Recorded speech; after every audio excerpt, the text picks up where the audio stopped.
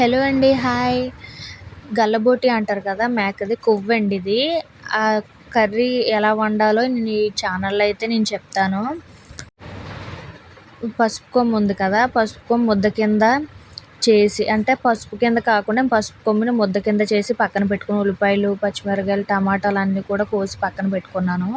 మసాలాలు కూడా అల్లం, లాలిక్కాయ, జీలకర్ర, గసగసాలు, ధనియాలు, ఎల్లుల్లిపాయ అన్నీ కలిపి నేను మంచిగా అయితే మసాలా అయితే తయారు చేసుకున్నాను. మిరియాలు కూడా కలిపానండి. ఒక 4, 5 అలాగా. మీకు ఎన్ని కావాలంటే అన్నీ వేసుకోవచ్చు కర్రీ తగ్గట్టే. ఉల్లిపాయ, పచ్చిమిర్చి ముక్కలు బాగా వేగిన తర్వాత టమాటాలు కూడా వేసుకొని బాగా వేగించాలండి. బాగా మగ్గిన తర్వాత అప్పుడు ఈ గల్లబోటి కర్రీ ఒక్కసారి వండి మంచిగా టేస్ట్ చేస్తే చాలా బాగుంటుంది. వదలమన్నా వదలరు. కొంతమంది ఇష్టం ఉండదు అంటారు. కాకపోతే మటన్ ఏం తిన్నా సరే అది హెల్త్కి చాలా మంచిది. ఒకసారి మీరు కూడా ట్రై చేసి చూడండి.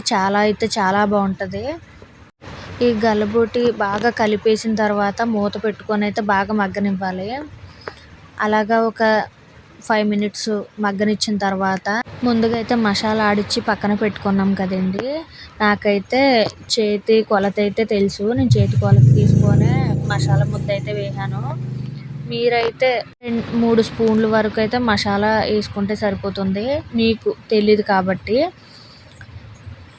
అలాగే ఉప్పు, కారం, పసుపు అన్నీ కూడా కారం 2-3 స్పూన్లు వేసుకుంటే సరిపోద్ది.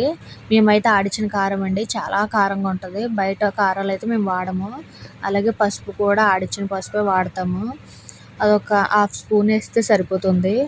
ఈ ఉప్పు, కారం, పసుపు బాగా కలిపి బాగా మగ్గనివ్వాలి. ఇంచుమించు ఒక 5 మినిట్స్ మగ్గనివ్వాలి. చిన్న మంట మీద మగ్గనిస్తే అది బాగా ముక్కకైతే పడుతుందనమాట. ఒక 5-10 నిమిషాలు మూత పెట్టేసి బాగా మగ్గనివ్వాలి. మగ్గిన తర్వాత అప్పుడు మూత తీసి వాటర్ అయితే కలుపుకుంటే కొన్ని వాటర్ అంటే ఉడకడానికి కొంచెం ఈజీగా ఉండేలాగా కూరకి ఒక 2 గ్లాసులు వాటర్ వేసుకుంటే సరిపోద్ది.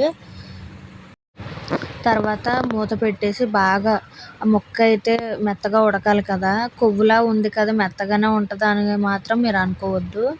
ఆ కొవ్వుగా ఉన్నా సరే మటన్ ముక్కలాగే అనిపిస్తుంది. కాకపోతే కుక్కర్ పెట్టకుండా ఇది వండాలి. కుక్కర్లో పెడితే మాత్రం మొత్తం ఆయిల్గా జిగురుగా అయితే కూర బాగోదు. ముక్క మనకి విడివిడిగా బాగుండాలి. తినడానికి కూడా మనకు ఇష్టంగా అనిపించేలా ఉండాలంటే ఇలా విడిగా వండితేనే బాగుంటుంది. కుక్కర్లో అయితే అస్సలు పెట్టొద్దు. ఏ వంట చేసినా ఇష్టంగా చేయాలండి. అలా కర్రీ అయితే కొంచెం దగ్గరగా ఉడికిందండి. ఇప్పుడు కొత్తిమీరతో కొంచెం గార్నిష్ చేసి కొంచెం గరిటెతో అయితే కలిపి మూత పెట్టి ఒక 10 నిమిషాలు అయితే బాగా మగ్గనివ్వాలి. కొంచెం దగ్గరికి అయ్యే వరకు. కొత్తిమీర వేసాం కదా దాని టేస్ట్ దాని ఫ్లేవర్ మొత్తం కర్రీలోకి దిగి మంచి స్మెల్ అయితే వస్తుంది. అలాగే 10 నిమిషాలు మూత పెట్టి చిన్న మంట మీద బాగా ఉడకనివ్వాలి. ఉడికిన తర్వాత దగ్గరికి అయితే కూర అయితే దింపేసుకుంటే సరిపోద్ది. నా వీడియో కానీ మీకు నచ్చినట్లయితే ప్లీజ్ సబ్స్క్రైబ్ చేసుకోండి. ధన్యవాదములు.